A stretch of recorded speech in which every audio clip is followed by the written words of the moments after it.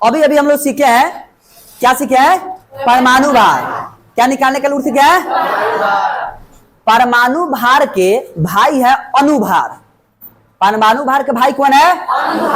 अनुभार क्या कहता है कि जिसको परमाणु भार निकालने नहीं आएगा उसको अनुभार निकालने नहीं आएगा। एकदम बहुत सिंपल सा बात है। अगर आपको परमाणु भार निकालने आ गया तो समझिए आपको अनुभार निकालने आ गया। अब हुआ परमाणु भार किसका निकलता है? परमाणु का। परमाणु भार किसका निकलता है? यानी कि तत्व का। लेकिन अनुभार किसका निकलेगा? अणु का, यानी कि यौगिक का। किसका निकलेगा बुआ? यौगिक का। तो चलिए देर ना करते हुए हम लोग निकालने का लूर सीखते हैं ना। देखो बुआ, मान लीजिए मेरे पास कोई यौगिक है। क्या बुआ? पहले यहां हेडिंग दे देते हैं अनुभार।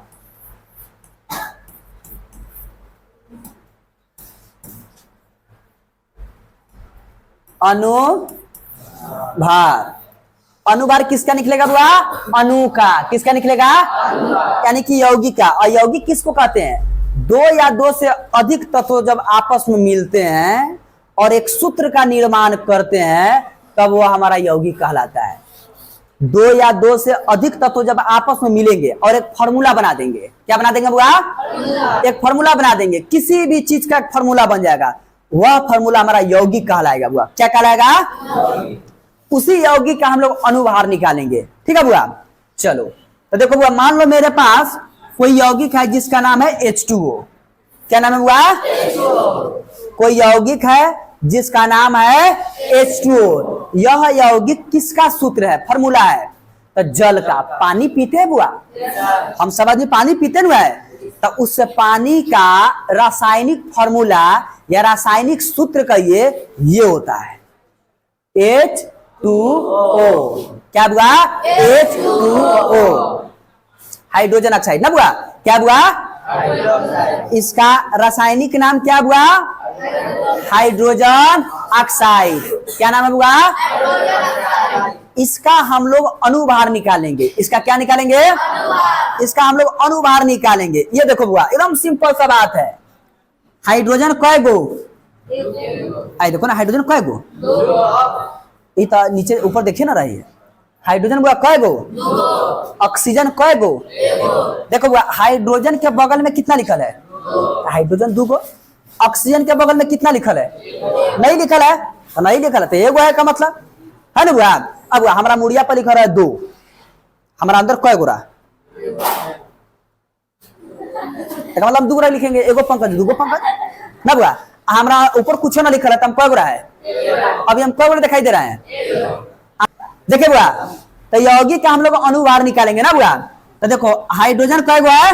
तो पहले एक हाइड्रोजन के परमाणु भार कितना होता है? तो एक हाइड्रोजन का परमाणु भार 1 होता है। क्या होता है बुआ? हाइड्रोजन के परमाणु भार कितना होता है? देखो बुआ, हाइड्रोजन का परमाणु भार कितना है? हाइड्रोजन का परमाणु भार बुआ कितना होता है? तो 1 लिख दिए। हाइड्रोजन का परमाणु भार कितना है? तो 1 लिख दिए। हाइड्रोजन कय गो? तो गुना करके 2 लिख दिए। अब फिर क्या करेंगे? हम जोड़ देंगे, क्योंकि ऑक्सीजन बगल में है, ऑक्सीजन को भी लिखेंगे।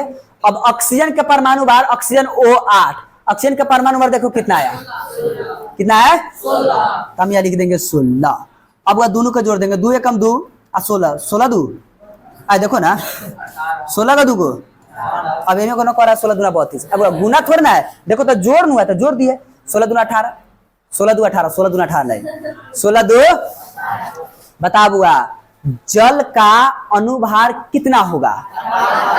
समझ आ रहा है? सिंपल है कि नहीं है? अच्छा मान लो इस समझ में थोड़ा ना आया बुआ, ऐसा मान लेते हैं जा, चलो कोई दिक्कत नहीं है। मान लो वो इस समझ में थोड़ा ना आया, अब हम दूसरा लेते हैं।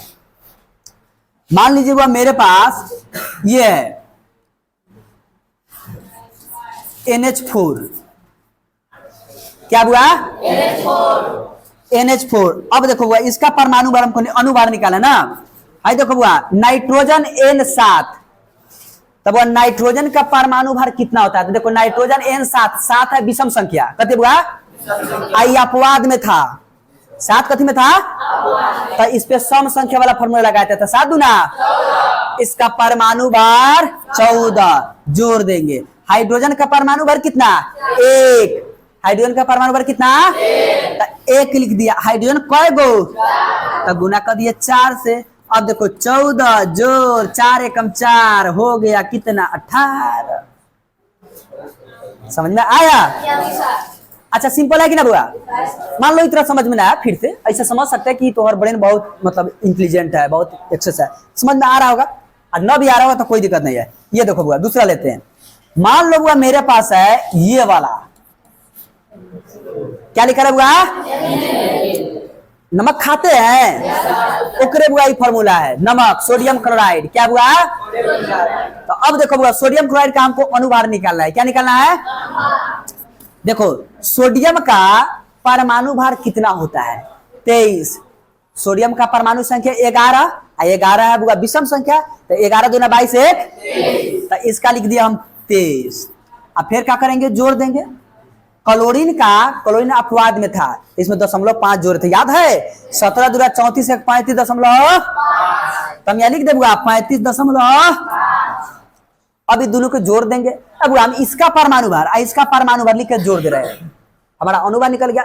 अब बताओ कितना होगा, तो देखो 5 3 3 2 5 यानी कि 58.5, ये हमारा हो गया कथी, अनुभार। क्या हो गया बुआ, समझ में सबको आ रहा है ना? समझो ऐसा कि समझ में ना आया।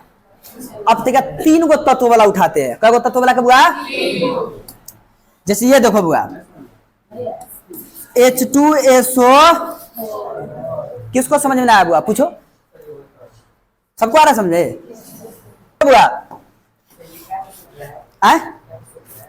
ये बुआ सल्फ्यूरिक अम्ल का सूत्र है, किसका सूत्र है बुआ, सल्फ्यूरिक अम्ल H2SO4, किसका सूत्र है बुआ, ये सल्फ्यूरिक अम्ल, किसका सूत्र है बुआ।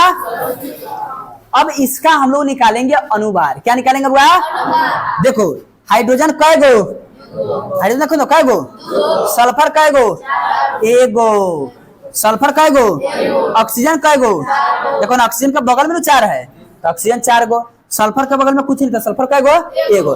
अब इसका अनुभार निकालते हैं। देखो वह हाइड्रोजन का परमाणु भार कितना, 1, आई कै गो है, तो 2 से गुना कर दिए, फिर दे देंगे जोड़ का चिन्ह। सल्फर का परमाणु भार कितना, तो 16 दूना 32। अब इसका परमाणु संख्या 16, इसका परमाणु भार होता है 32, परमाणु भार कितना होता है, तो 32। अब देखो फिर प्लस देंगे, ऑक्सीजन का परमाणु भार कितना होता है, 16, ऑक्सीजन का कितना होता है, तो 16 लिख दिए। अब कौन गो ऑक्सीजन है, तो गुना कर देंगे 4 से। अब वो लिख दीजिए सब जोड़ के गुना करके, 2 एकम प्लस दीजिए 32 और 16 चौका 64। अब सबके जोड़ दीजिए, आई देखिए 4 2 और 6 2, आई देखिए 6 3, यानी कि वो इसका कितना आ जाएगा, सल्फ्यूरिक अम्ल का अनुभार कितना होगा, 98 होगा। वही आपको समझ में आया।